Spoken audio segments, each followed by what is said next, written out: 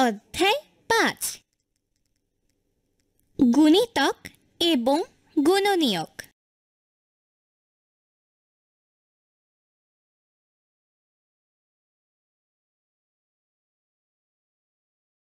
পাঁচের ১ গুণিতক।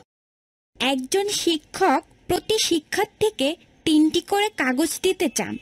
শিক্ষার্থীর সংখ্যা ১, ২, ৩ হলে প্রয়োজনীয় কাগজের সংখ্যা বের করি।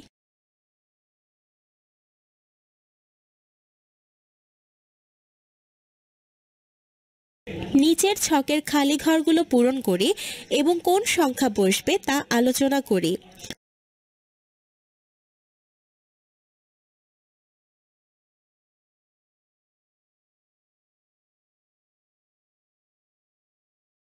তিনকে পূর্ণ সংখ্যা দিয়ে গুণ করলে যে সংখ্যাগুলো পাওয়া যায় সেগুলো হলো ৩-এর গুণিতক।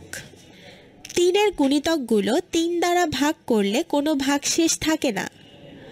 ক এর গুণিতক সমান ক এর সাথে যে কোনো পূর্ণ সংখ্যার গুণফল।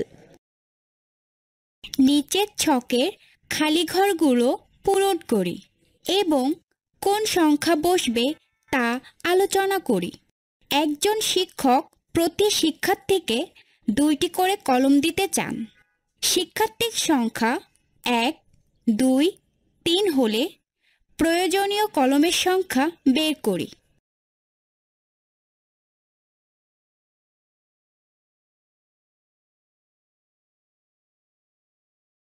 এক, নিচের প্রথম সংখ্যার সারি থেকে ৪-এর গুণিতকগুলো বৃত্তাকারে চিহ্নিত করি।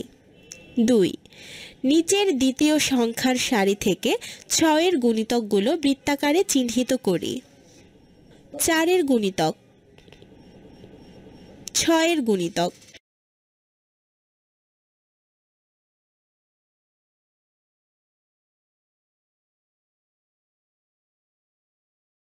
১, নিচের সংখ্যাগুলোর ১০টি করে গুণিতক লেখো।